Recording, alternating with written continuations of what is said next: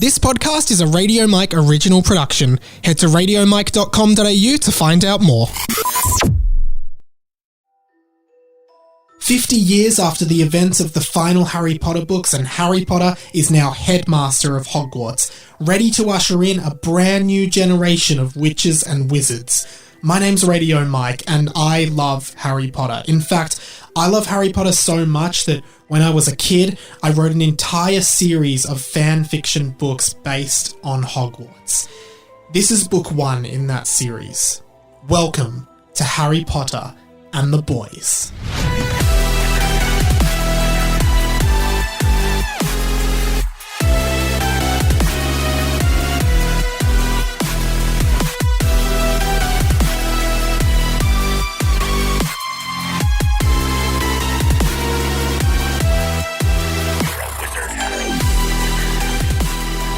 Hello, Hamoras, everyone. Welcome to Harry Potter and the Boys, our post edition. Harry Potter and the Boys is a fan fiction podcast by me, Radio Mike. Welcome back. Apologies, no episode again this week, which is really annoying. Here's what happened. Moved into my new house over the weekend. Really fun. Set up the little study for me to record stuff, and had Mikey D, who has been on the podcast before. He was lined up to be the guest. Bam! Victoria, where I'm from, here in Australia, we're back in lockdown. So is Sydney, so is most of the country, and me and Mikey D talked about doing a Zoom episode, but we just decided we'll reschedule. Hopefully, by this time next week, lockdown is over, so we can finally do the final 3 chapters of Harry Potter and the Boys, the first of my Harry Potter fan fictions that I wrote in Year 7. Thank you for all the feedback to the previous episode where things really took a turn, and Jackie Hutton was the guest on that. She did great. So yeah, lockdown, very annoying. Apologies for no episode, but now that I'm in a new place and out of my parents, it should be a little bit easier to consistently put the podcast out for season 2, book 2. These Outpost episodes generally are just where I read out a bunch of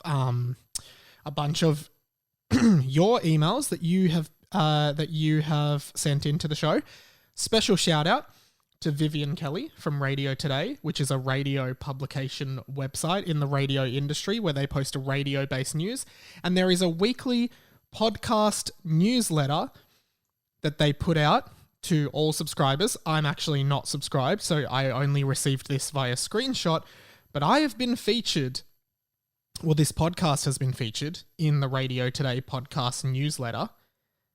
And I will just find it. I'm just looking at the screenshot now. Podcast Spotlight, Harry Potter and the Boys. Radio Mike, who works on podcasts including Willosophy and Hamish and Andy, here offers up a reading of his Harry Potter fanfiction written when he was just a teenager. Episodes feature guests including radio's own Jack Post. That is all very, very true about this podcast. That was cool to be featured in a podcast spotlight, and lots of new listeners seem to be jumping on board the pod, which I really appreciate.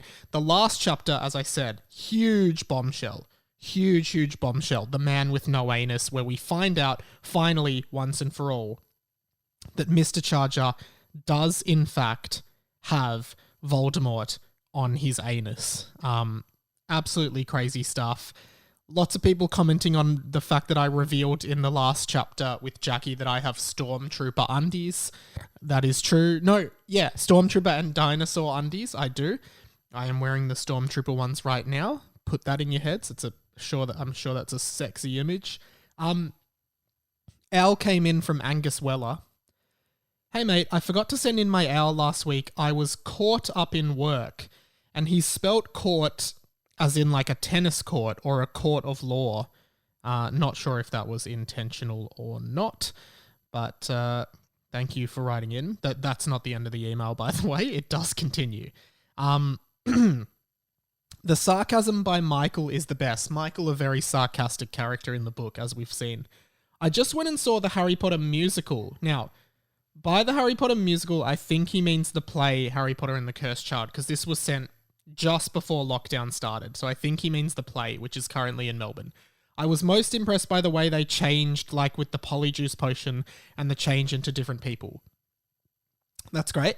I did see Harry Potter and the Cursed Child, which many hardcore Harry Potter fans like me and the Amy's and other people on this podcast hate. However, what I will say is that it was an onstage masterpiece, and there is a full review, a comprehensive review on this feed of Harry Potter and the Cursed Child, so feel free to listen to that. I'm loving Jackie as a guest. She's great. She'll be on again. Hope all is well. Hope all is well-o Hamora. Right, okay. This is so random. Sorry, he's written Hope all is well Hamora Te, which means see you Hamora in Latin. Thanks, Angus. A little bit confused by that, but cool. Amy Altimat, one of the two Amy's of the show. I should also say, I was supposed to say this on the top. Patreon.com/Radio Mike. I know a lot of people maybe do not know me particularly. They've just somehow stumbled across this podcast through their love of Harry Potter. That's great. But I do a bunch of other stuff, including another podcast called 20th Century Boy, which is just more of me. Would love for you to go and check that out. Patreon.com/Radio Mike. If you enjoy Harry Potter and the Boys or any of my content and you would be willing to give $1 a month to support me, it actually costs $15 a month to host every podcast I do online, basically. So if you give $1, if 15 people give $1 a month, which so far there are, that helps just pay for this podcast to exist, so I'm not doing it at a loss. As much as I love it, would love to not be doing it as a loss. So if you can afford to give $1 a month or $12 a year, there is also a Patreon-exclusive bonus podcast between me and Pat, producer Pat, who has been on this podcast in a previous episode. We just talk behind the scenes of making my other podcast, 20th Century Boy, this pod, and all the stuff we've been up to, and including my work stuff, like working on Hamish and Andy. So if you're a fan of Hamish and Andy, there's some little behind-the-scenes nuggets on there as well. $1 a month, patreon.com/Radio Mike. Would love to see you there. Amy Harvey, who is one of the two Amy's, did sign up to the Patreon this week. Amy, really appreciate it. Great to have you on board. And if you can only do it for like 2 or 3 months or 1 month or 5 months, 6 months, 2 years, whatever you can do, I'd highly appreciate it. So thank you. Thank you very much if you've done it. Don't worry if you have to cancel it and maybe come back another time. That's fine. Anyway, Amy Altimat, the official correspondent of the show. Hello, Hamora Mike. Wow. What a wild chapter The Man with No Anus was. I was very happy to hear that one of my predictions came true. Harold made an appearance in this chapter and there was some Basilisk action. Amy did predict, obviously, that Harold, the Were-Basilisk 5th year Gryffindor, would appear in this chapter. We still don't know his affiliation with what's going on. Is he a good guy? Is he a bad guy? We really don't know. But it also revealed that he was the one that was writing all of the ill-fated measure notes throughout the book. And interestingly, I went back and looked at a lot of the books, and in all of the times where ill-fated measures happen, Harold does happen to be mentioned just in that chapter, which I think is, like, just in that moment. He's not, like, it's not really drawn attention to, but he just happens to be there. And I think it's, like, there's lots of red herrings, because I think you think it might be Mr. Charger or Mailman or Derek, but you can see that Harold is mentioned as being around the boys at all of those points. If you ever do a re-listen binge of this pod, definitely look out for that. One problem was that the author described the basilisk's eyes, but they shouldn't be looking at the eyes, because if you look at a basilisk in its eyes, it kills you. Now, I would say that the narrator of the book, or the author, is narrating what's happening, so they're not necessarily looking into the eyes of the basilisk, but fair call. Also, what a plot twist that at 10... what a plot twist that at 10, one will die meant 10 o'clock and not the 10th ill-fated measures. I believe it was 10 o'clock on June 10th as well. So lots of 10s going on. I did a Harry Potter movie marathon last weekend. I can see what you mean about Prisoner of Azkaban being up there, but I still think that Goblet of Fire is the best movie. Here's a question that occurred to me. How do you think you write a howler? Do you write it like a normal letter, or do you yell at the paper and envelope? I feel like a lot of loose ends are about to be tied up in these last few chapters. Diddle-dee-dee, Amy. Thank you so much, Amy. Any thoughts on the howler thing? please write in. Amy Harvey, of course, the other Amy. Hello, Hamora. She's written in on my website, radiomike.com.au/contact, I believe. Other people email radiomikepod@gmail.com, whatever you want to do, Instagram, DM, whatever. Hello, Hamora RM. That's Radio Mike, me. Shitty news for Victoria, but hopefully not too long. Loved hearing Jackie again, and somehow the plot is definitely coming together. I love that. Somehow it is. After the chaos of, really, I feel the first maybe 5 chapters were really sort of sensical and made a decent amount of sense. Then the 20 chapters since have been crazy, and then these last maybe 3 chapters have been a little bit more kind of to the point and making sense. I was also curious how they could tell Mr. Charger didn't have an anus if there was some kind of bend and spread kind of action going on. Me and Jackie obviously talked about where on the anus is Voldemort on Mr. Charger's anus. Anyway, the Room of Requirement is one of my favourite parts of Harry Potter and well used in fanfic for all sorts of things. Okay. Unless you're very specific about your use, like Neville wanting a room that supporters of the Carrows can't access, it doesn't seem like people can come in if they know what the room is being used for. For example, Umbridge's gang were unable to break into the Dumbledore's army meetings in Order of the Phoenix. Interesting about the dorms as well. We haven't seen any evidence of Hogwarts having any kind of sex ed program, and we know Hermione can access the boys' dorm, but they can't get into the girls'. Hopefully there are some strong contraceptive charms on the whole castle. Looking forward to hearing what happens in the book, but also sad for it to end. Hopefully not too long before season 2. I'm pretty sure it's actually explained in the books that the girls' dormitory, at least in the Gryffindor common room, or the Gryffindor section, the girls' dormitory has a charm on the staircase so that boys can't get up there. But the boys' staircase doesn't, because the girls can be trusted not to go in. I think that's the explanation Hermione gives in the books. As for contraceptive charms on the whole castle, I feel like that's, you're getting into some kind of dangerous territory there, because you're not letting people choose whether they're using contraceptives or not. But cool. I'm definitely considering it. Over on the Discord, if you want to join the Discord, which is a big group chat, let me know. The thing I was talking about to Jackie, which I couldn't explain properly, which was the ship that you replace each of its parts. It's like a philosophical question. When does it stop being that ship if you replace every part one by one? Mitch clarified that is the ship of Theseus. Which is good. I also asked people to sort all of the characters from Charlie and the Chocolate Factory, and Mitch has done that well. Veruca Salt is a Slytherin. Augustus Gloop is a Hufflepuff. He says because this is the house closest to the kitchen. Mike TV is a Ravenclaw or Slytherin. He's very smart. He only had to buy one Wonka bar because he figured it out. I remember there is a thing where Mike TV finds a loophole in the Chocolate Factory golden ticket thing. But I can't quite remember, so I'm not quite sure what that means. I can't remember what it is that he figured out that he only had to buy one. But write in, I guess. But this is not a Willy Wonka theory podcast. It's all Harry Potter. But still write in. Violet is a Ravenclaw or Gryffindor high achiever type, and Charlie is a Hufflepuff Gryffindor. He is brave to go for the slim chance of a golden ticket, but he is also very plain beyond that. I tend to agree with a lot of that analysis. What else do we have here? He also says, I was imagining that the head bridged the gap between the butt cheeks and there was just a big mound. And then he says, Voldemort 100% is one of the wizards J.K. Rowling was thinking of when she said wizards used to just shit themselves and magic it away. Very, very interesting theory there. I also wanted to talk about the fact that for the first time in a very long time, I genuinely cannot remember the last time I've watched this movie, but I started watching Harry Potter and the Philosopher's Stone, which is on Netflix.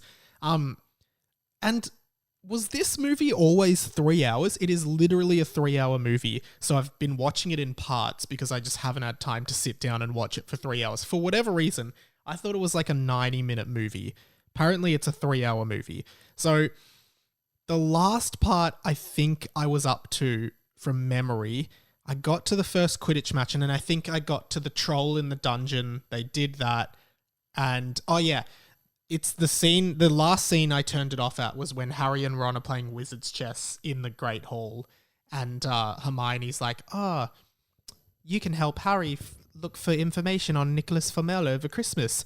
And then Ron goes, we've looked 100 times. And then Hermione just goes, not in the restricted section. So that's something a little bit interesting for sure.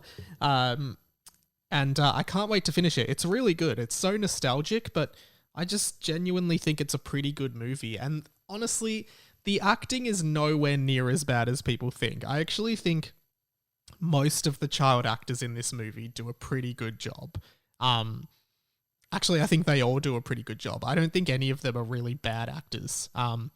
So yeah, that's something to consider. Let's do some meme reviews. I get a lot of Harry Potter themed memes posted to me. I was just on Reddit the other day and I saw something that made me laugh so hard. So I'm going to try my best to find it. I'm now on the Harry Potter Reddit. Let's just see what we can find here.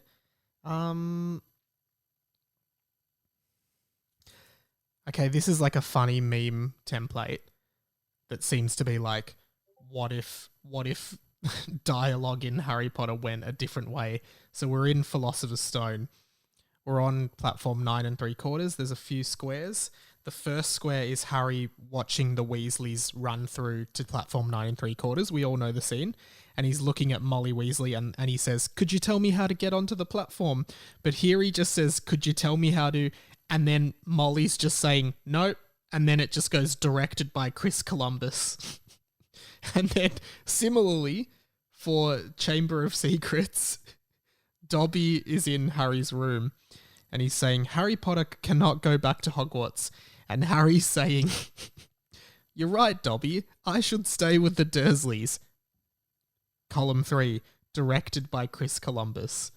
And then when they arrive, another one, when they arrive, Ron and Harry arrive in Chamber of Secrets after flying into the Whomping Willow. Ron saying, are you going to expel us? And Professor McGonagall saying, yes. Directed by Chris Columbus. This is a funny... Have a bit of fun on the Reddit with that little template. I'm sure some other people could do one. What else do we have here? Just scrolling.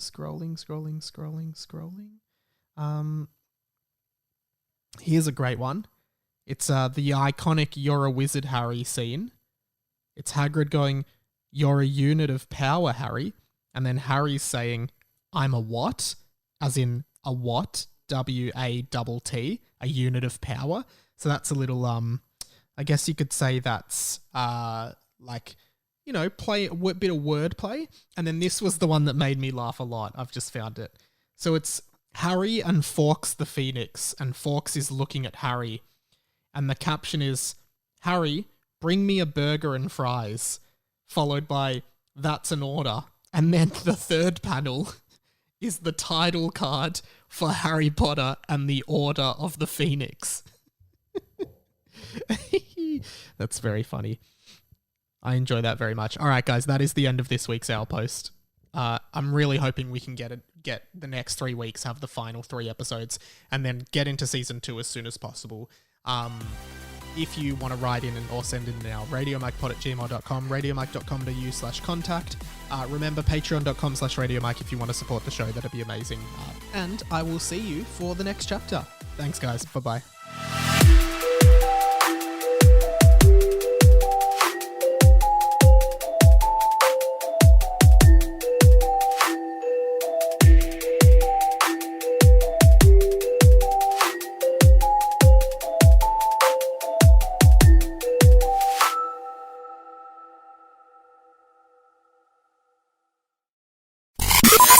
This podcast was a Radio Mike original production. Head to radiomike.com.au to check out all our other content, stay up to date at radio.mike on Instagram, and get in touch, radiomikepod@gmail.com.